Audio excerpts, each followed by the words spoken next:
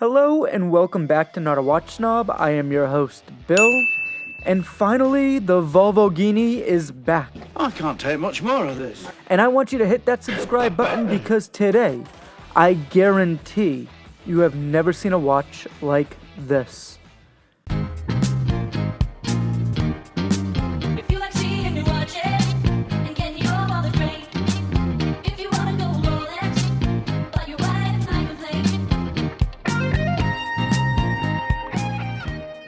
You've heard of the Patek Philippe Tiffany & Co., the Tag Heuer Alex Monopoly. Hell, you might have even seen the Domino's Rolex. Oh, yeah. But you have never quite seen something like this. The Victorinox Swiss Army Black Dog Edition. Limited to 300 pieces, this Swiss timepiece is branded with a local legend in Massachusetts. But first, the complicated history of the Victorinox Swiss Army watch. In 1884, Karl Essener opened a cutlery shop in Switzerland. He named it Victoria after his late mom, and he added inox at the end to symbolize that his knives were made of stainless steel. However, Victorinox never sold a single watch. I got a belly full of white dog crap in me. And now you laid this shit on me?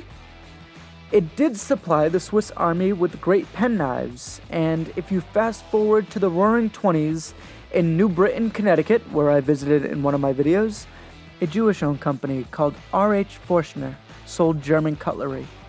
And soon World War II erupted, and R.H. Forstner had to look for a new place to buy its knives, and Victorinox was up to the challenge.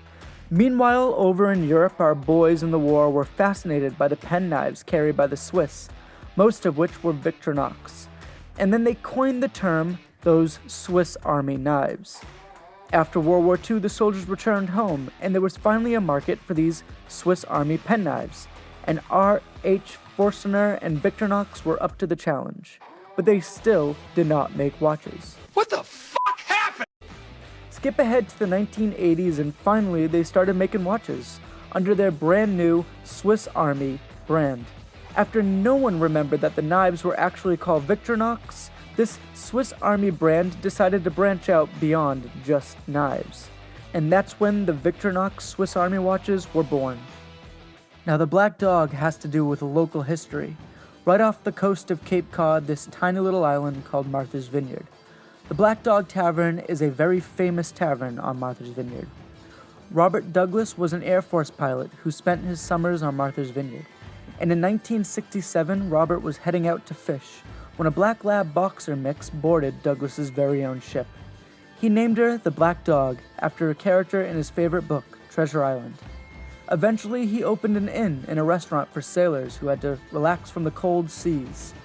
And the Black Dog was a constant fixture among the locals.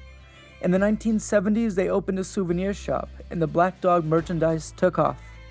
There were lines down the pier just to get a look at one of those Black Dog sweatshirts. And to this day, the Black Dog label is synonymous with the Cape in Boston, Massachusetts. What I really enjoy about this little watch is that you get a lot of quality, Swiss quality to be exact, without really breaking the bank, and it also is an homage to local history. The specs of this watch are as follows. The movement is a Ronda 715 quartz. The serial number is 24972. It has a 40mm diameter. Its case is brushed polished stainless steel. Its dial is white with Arabic numerals and index markings. The hands are luminescent. The buckle is a folding clasp.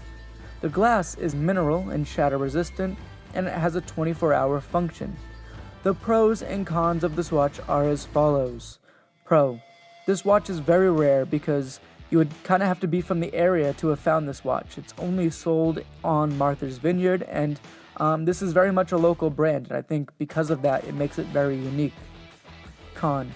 It's a quartz watch. As always, I'm a sucker for my automatics. However, the Swiss Ronda does allow this watch to bear the Swiss-made marking, and therefore adds a certain sort of higher standard than, let's say, a Miyota movement. So it's kind of a pro and a con. Pro. The lume on this watch is not bad. I mean, it works very well. I mean, I wish the dial had some more lume, but the hands at least glow. Con. The dial is kind of plain, and there's not much to gawk over other than the Black Dog logo. I just wish they did a little bit better on the indices. I wish they had applied indices instead of just painted on dials. Pro.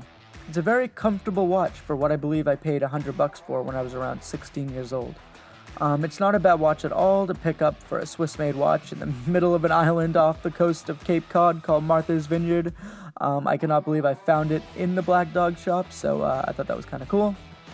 All in all, I hope you enjoyed something a little bit more of a hometown pleasure than a regular old run-of-the-mill watch that you've seen time and time again. So please subscribe because it really helps out the channel, and remember, I'm not a watch snob and neither are you.